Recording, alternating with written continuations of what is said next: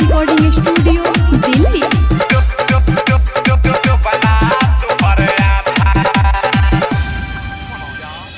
चल जाई गोली हवा, चल जाई गोली हवा, नचबू जे जाता बारू बंगाल से आइल, बारू बंगाल से आइल, लौकता जो बना तुहरे आधा, बारू बंगाल से आइल, लौकता जो बना तुहरे आधा।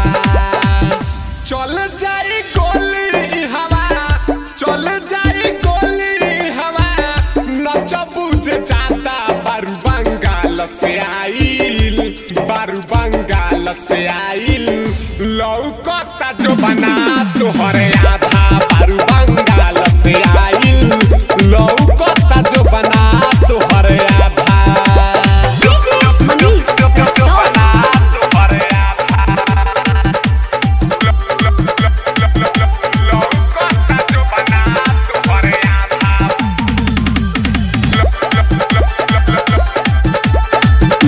Recording studio Delhi.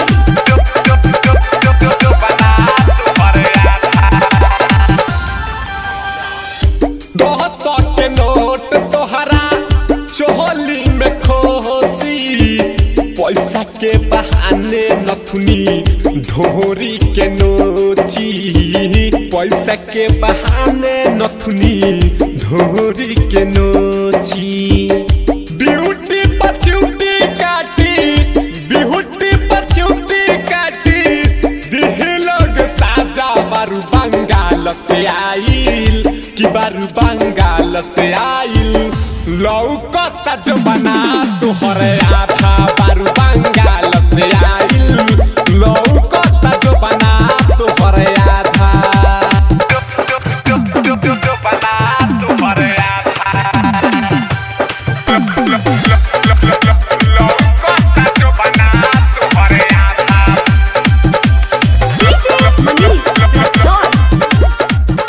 Recording studio Delhi.